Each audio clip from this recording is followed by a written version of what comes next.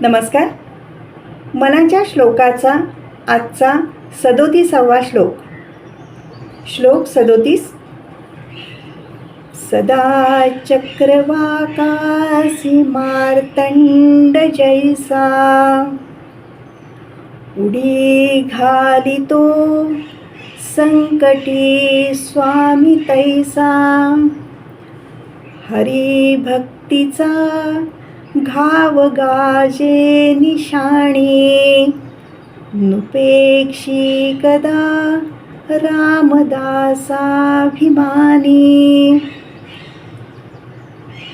चक्रवाक पक्षी हा पक्षी कसा आहे, त्याचे वैशिष्ट्य काय, या पक्षाच्या जोडीचा फार सुंदर उल्लेख या ओवीमध्ये आलेला आहे.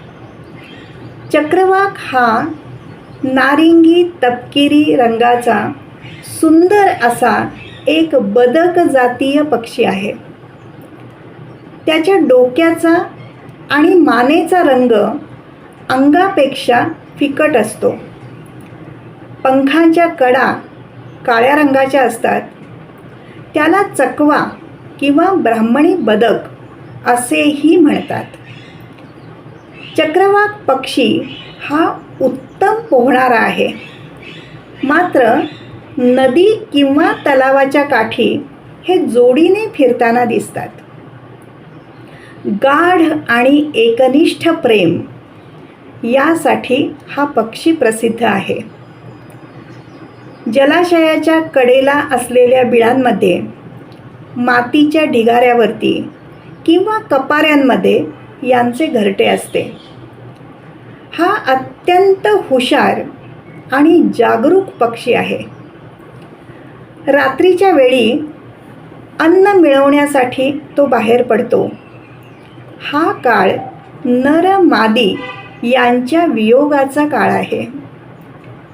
तो सतत तिच्या संरक्षणासाठी ओरडून आवाज काढून आपण कुठे आहोत याची जाणीव करून देत असतो. सगळ्यांना एकत्र राखण्यासाठी आणि संकटाची चाहूल करून देण्यासाठी हे आवाज करत असतात. रात्रभरच्या वियोगानंतर सूर्याच्या पहिल्या किरणांच्या वेळेला यांचे मिलन होते. चक्रवाक पक्षाचे वर्णन वेद, पुराण, संतवाङ्मय या साऱ्यांमध्ये आढळते. अथर्व वेदामध्ये एका श्लोकात त्याचा उल्लेख आलेला आहे. त्यात इंद्रदेवाला अशी प्रार्थना केलेली आहे की संतान प्राप्ती होऊन सुखाचे आयुष्य उपभोगता यावे, यासाठी हे इंद्रदेवा तू या पतिपत्नींना चक्रवाकीप्रमाणे प्रेरित कर. महाकवी कालिदासांनी त्यांच्या मेघदूत या खंडकाव्याच्या एका श्लोकामध्ये चक्रवाक पक्षाचा उल्लेख अत्यंत मोहकपणाने केलेला आहे. त्याचा मराठी भावार्थ जर बघितला तर ते असं लिहितात, चक्रवाकीसारखीच माझी सहचर माझी पत्नी मी दूर असल्याने घरी एकटीच विरहाने व्याकुळ असेल. संत ज्ञानेश्वर महाराजांनी ज्ञानेश्वरीतील 16व्या अध्यायामध्ये चक्रवाक पक्षाची फार सुंदर उपमा दिलेली आहे. तया चक्रवाकांचे मिथुन, सामरस्याचे समाधान, भोगवी जो चित गगन भुवन दिवा. याचा अर्थ आहे, बुद्धी आणि यथार्थ बोध हे दोन चक्रवाक नर मादी पक्षी शब्दांच्या भिन्नार्थ रूपी अडचणीत सापडल्यामुळे परस्परांच्या वियोगाने अनादी कालापासून ओरडत बसले आहेत. हे चितगगनातील गुरुरूपी दिवा असलेल्या सूर्यदेवा, तू आता लवकर दर्शन दे आणि या चक्रवाकाच्या जोडप्याला समरस ऐक्यतेचे सुख मिळवून दे. काय सुंदर प्रार्थना आहे.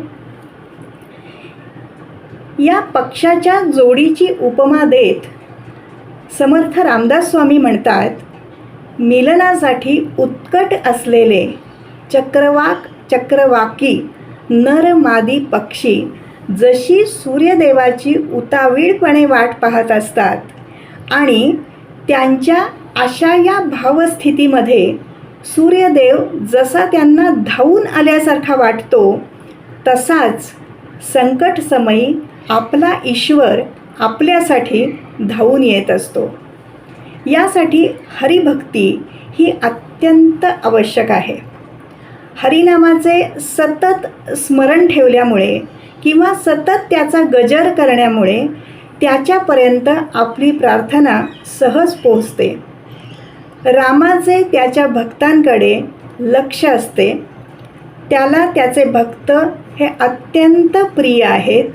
तो कधीही त्यांच्याकडे दुर्लक्ष करत नाही. धन्यवाद.